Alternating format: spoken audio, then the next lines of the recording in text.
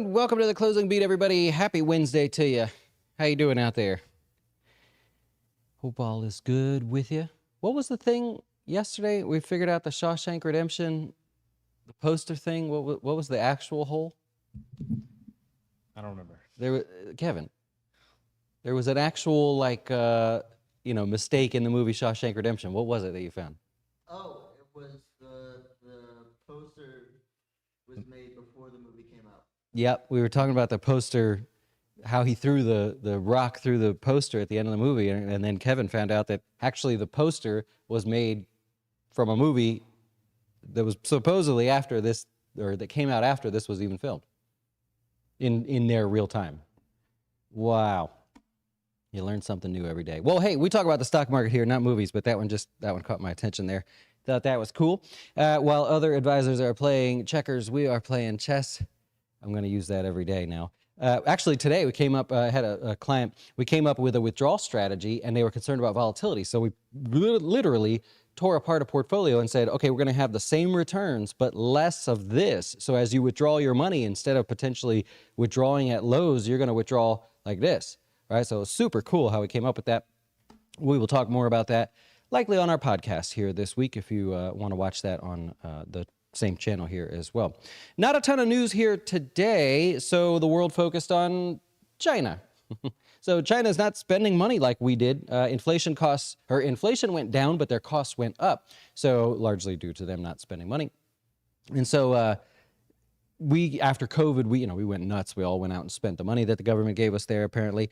And they're not doing that over in China. So a little bit of bad news there, because as China goes, so does the world.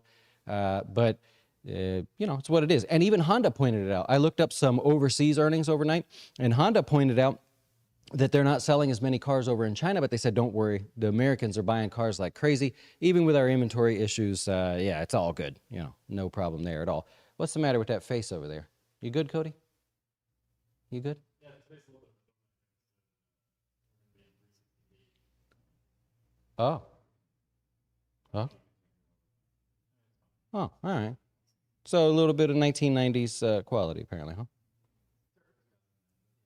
2010? Okay, somewhere in there. Sony was similar, by the way. If you look at Sony's earnings, they came out not all that great, but thanks to Crunchyroll. Have you ever heard of Crunchyroll? I don't know Crunchyroll. You don't know Crunchyroll? No. So, no, I just learned about it as well. Crunchyroll is the Netflix of China, but they only focus on anime. Oh. Oh, you knew Crunchyroll? This guy. See? If it has to do with movies, Kevin's got it. Anyway, so that's what's going on over there. If we look at the stock market here, it was kind of cool. Like, remember yesterday we had that sell-off, and then we saw a bit of a rally, right? We're not seeing that so much today. It tried. If you look at a 5-minute chart, early morning sell-off, afternoon rally attempt, but it didn't hold today.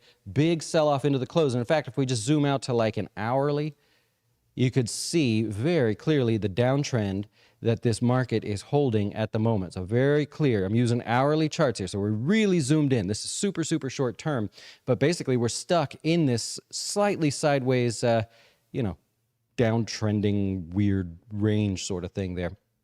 That one actually does not look good. All right, so looking a little bit weaker. Of course, we have inflation numbers coming out tomorrow. We'll talk about those in just a moment there. Got the perfect hourly pattern there. Which way will it break? Not really sure there. Now, if we go over here, there we go. Over the last month, what's been the best performing sector? Hands down, energy. So the light green line there that you see, that's energy, way above everybody else. That's a bit of a change. We used to see tech and communication services leading the way. That's not the case anymore there. If you dial into energy and we look and see, let's just go over to last month. Look, it's all of them. They're all leading the way. This is not like Chevron and ExxonMobil, because they have 21% and 18% of the total sector. Yeah, they're doing fine, but everybody else is helping doing the lifting as well. So if you look at energy, nearly double-digit gains for everybody over the last 1 month there, getting stronger and stronger. If we go back over here and take a look at tech, over the last 1 month, tech has naturally been one of the weaker spots there. The relative strength if you're looking for stocks that are holding up, while tech seems to fall here, you're looking at the last of the semiconductors that are holding up. You can go along here in the research site if you want to use this here, and you can find, let's do like AMD. So if you click on AMD, it'll show where that's at. That's not one of them, but it'll highlight the others. So you can see NVIDIA and Broadcom and everybody still pulling back, just not as bad as everything else. Relative strength names in the tech sector is pretty much what you got to focus on there. I'd also point out that today energy was your leader again, so continuing to move higher. Oil, in fact, was up. There you go. Oil was actually up 1.5%. Look at this little guy here, right about there. Why would oil have such a strong day and stay near highs? Look at the range here. So you got a series of equal highs. We break above that and people think all clear. The coast is clear until we get up here into the 90s again for the price of oil, which means potentially, and already happening, higher gas prices.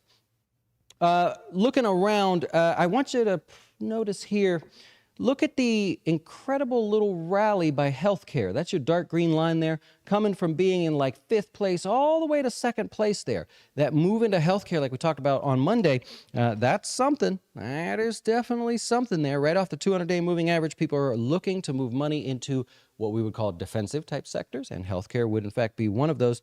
I'll also point out, we'll go up here to the top. That's your 1-month move, just like we saw on the other chart here. And if we zoom out, there you go. If you look at the performance of healthcare, the individual stocks there, you got to kind of compare a little bit, but this is almost like a joint effort together. So it is not, in fact, just United Healthcare, Johnson & Johnson, the big weighted names here. If you click on them, of course, they're doing well. They're helping. That's obviously going well. But it's almost like a joint effort there. Even the stocks that are down, they're coming off of their lows. So healthcare in general continues to be one area that people seem to like as viable on pullbacks there. All right, moving on. We got crude oil. We already talked about that. So you see what happened with crude oil there. They call it a level 2 breakout because it did break out from a series of equal highs. However, that was after a downtrend. So that gets considered as that. If you look over to your bonds here, slight decline there. The 10-year is still floating around 4%, right? So not much change there, at least today, to report on there. And by the way, I'm putting I-bonds into that mania phase. I didn't realize it either when everybody was doing it. But you know how it's like, AMC and GameStop, and oh my God, you got to go buy the Beyond Meats of the world. And like, there's these little manias that happen here and there. Tech stocks, right? Or this last little rally, people were tripping over themselves to buy it. I-bonds fall into that camp. And it occurs to me now because so many clients are calling saying, dude, I bought $10,000 worth of I-bonds. You know, they were yielding 9%. Now it's like 3 something. And what do I do with this money? Okay, think about that. Before you move that money into something else, are you moving it into something because you're seeing the headlines and you're all excited about what you're seeing there? Or are you moving it into somewhere where everybody else is participating as well? Really think about that, because a lot of times we get sucked up into this stuff and we're like, it's a fake meat. It's going to be great, man. We're never going to eat meat again. It's awesome. They're going to sell a ton of it and we're going to make a lot of money. How'd that play out? 3D printing, that was the only area that we had a big kind of a mania time period there, but it was the best. It held out of the best of them. Go back through all the different things we've been through, even AI stocks now, right? That's kind of the mania. Think about it. You're paying way too much relative to what even this will generate if this is all successful, and likely will be. But so just something to keep in mind there. A little bit of a mania when everybody ran to the I-bonds, because now those rates have reset. And it's time to move on to something else, probably. Okay, inflation coming out tomorrow. Remember, inflation should go up. My guesstimate is 3.18%. Should be a small uptick tomorrow. And remember, because the 13th month is rolling off and we're putting a new month on, then the inflation number is reported in terms of 1 year. When you do the math, the average inflation over the last year should actually go up. If it does go up, that breaks 12 months in a row of declining inflation. So it's probably going to be like a headline thing, like, oh my God, inflation went up again. Yeah, it was mathematically supposed to. Like, there's no way around it, really. Unless inflation is a negative month-over-month number tomorrow, that's really all that can do it. And I don't know that we're going to see that. So I'm thinking a small uptick there. By the way, 12 months in a row of declining inflation, that's a record. The next best record was in 1930. So, yeah, That's what you got. All right, let's take a look at some of the stocks in the news. Then I'll take your questions and we'll get on out of here. All right, so Rivian wanted to look at their earnings. Revenue beat by double digits, which meant that they lost a lot less than expected. Good, right? They guided for continued losses and did a little math here. If their guidance comes to be true for the rest of the year, that would actually deplete half of their cash reserves, which means you're likely going to see them offering some more shares or some form of debt to the market there. Management says that, hey, in 2024, we'll have a gross profit. May not be a total profit, but we should get there. Lyft is in the news there. They said that they're they had earnings. So it beat by 17 cents, it looks like. They had a profit instead of a loss. I said the ride-sharing market is growing for them. Revenue per rider was down 2% there, but their margins or their take rate was a little bit higher overall, so it meant a positive adjusted net income is how we'll say it there. So maybe not so bad there. I know I give those people a hard time for not making any money, but maybe it's getting better. I don't know. Bumble, I like looking at this one here. This is the dating apps that you pay money for there. The number of paying app users was higher by 1%, so we're out there looking for love and all that stuff. However, revenue per user was down 3%, so there are more people on there. They're just not making as much off of those people as they used to. The restaurant point-of-sale company Toast, you're probably familiar with them if you've been to a restaurant and used the little thing and swiped it there.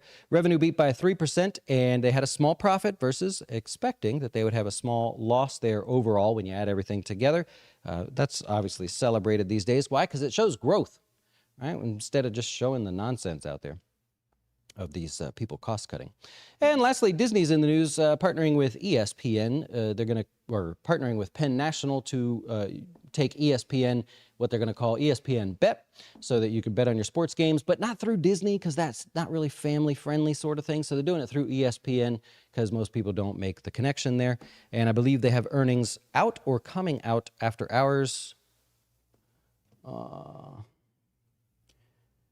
Getting some initial, their earnings coming out there, and the conference call and all that good stuff. So I definitely want to pay attention to that. Looks like less people at their parks. I could attest to that.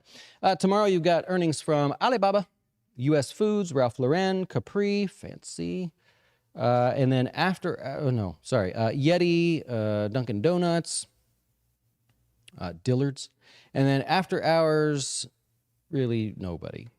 Interesting. So we will focus on the inflation number, which is coming out tomorrow morning. And remember, core inflation and all that. So that'll be kind of the talk of the morning. We will see what happens there. If you have any questions, I am happy to help. 1930, Mike, yes, that is true. The last time inflation fell, it did not fall for 12 months in a row. Let me see if I can figure out what it was. Let's go here. Inflation, the last time, 1930 was 9 months in a row. That is the most ever in history. And then you got 1979, like right into 1980. That'd be 8 times in a row. And remember, by the way, the market has been steadily responding more positively to the inflation numbers on the day that inflation numbers come out. And we have not seen in, obviously, 12 months, inflation tick higher. But the trend right now is getting better and better. Each time we've reported earnings, the market has had a better and better day. Let's see if that comes to an end tomorrow. Yeah. You think I-bonds are actually useful? Yeah, it was fine for the time. You know, I get that. But it's like, what are you just going to leave it there?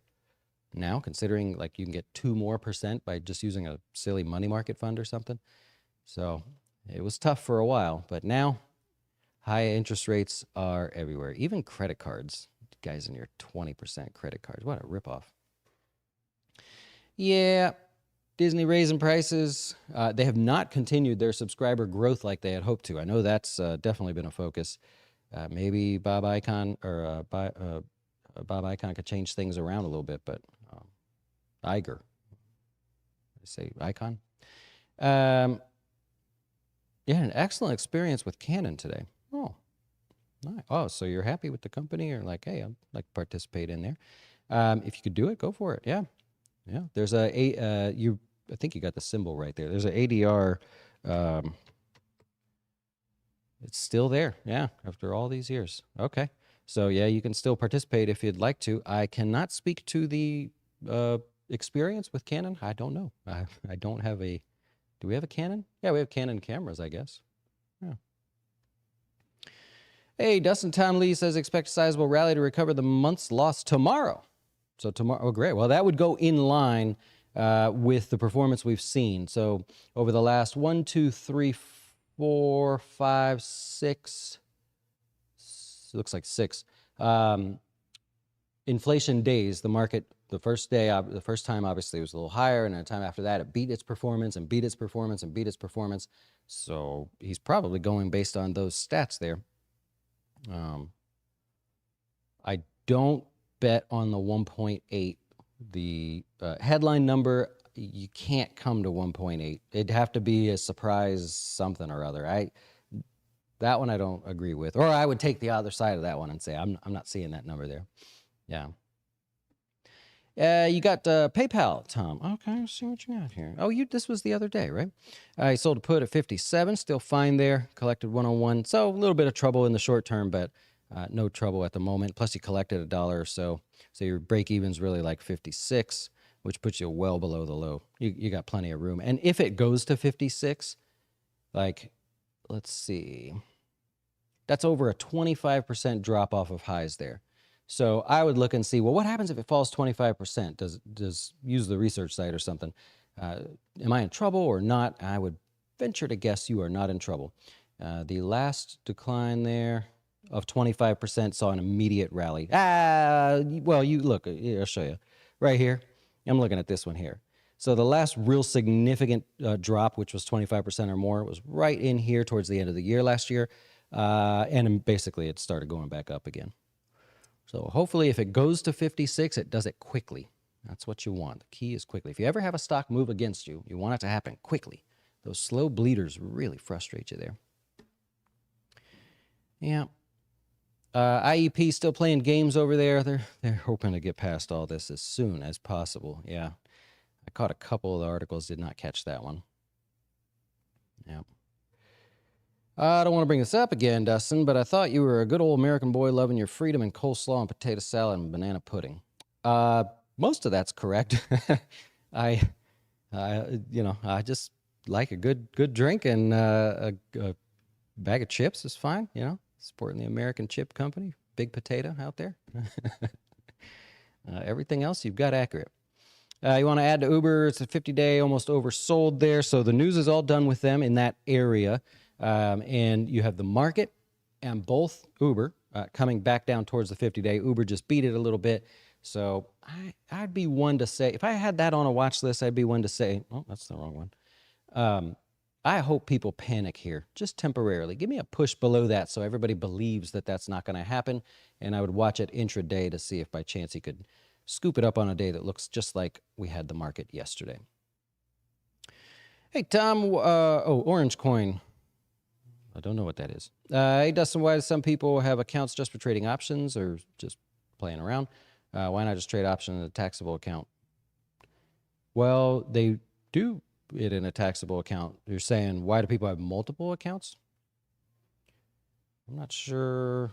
I agree with you. Yeah, I do know. I would say at least half of our client base has outside accounts that they just like to ask questions on and do some trading here and there. But they are taxable accounts. Yeah. Oops. Kimberly Clark just slightly above 127. I think it'll go to 124. That would be a little less than that would be the hopes, right? So your hopes, personally, if I could have it my way, I would want the market to fall. Doesn't have to do it tomorrow. Just, give it a little bounce and then fall, or just continue falling. And then have that be a reason to pull you back down to the low 120s. That's what I would look for. Yeah. Inner tubing. Okay. You trade options in the taxable. We hear a lot of people open accounts just for options, and you don't get why. So I can't say really. We have a lot of clients that they may have a taxable account with us already, and that's maybe focused on, wealth building or buying something in the long term or midterm. And then they'll want to use like a savings account. So, well, I just want this to be like in the best money market fund, but they want it to be in a separate account. So we have a lot of clients, they'll say, well, this account is for my house or future plans. This account is kind of an emergency fund or just, somewhere to get high interest. And they like to see it separate, maybe just to track the performance and see how they're doing. That's probably it. Yeah, Mosby's got a good point there. Maybe some people say, well, that account's going to be just cash. I don't want margin, but in my options account, I know I got to have it. And so maybe they prefer that. Yeah. There you go. Okay, we've gone over what's happening tomorrow, of course. Inflation, the big focus, a handful of earnings as well. We'll cover all of that. And I appreciate you guys hanging out with us. We will see you tomorrow, and have a good rest of your evening. When you wish upon a star, makes no difference who you are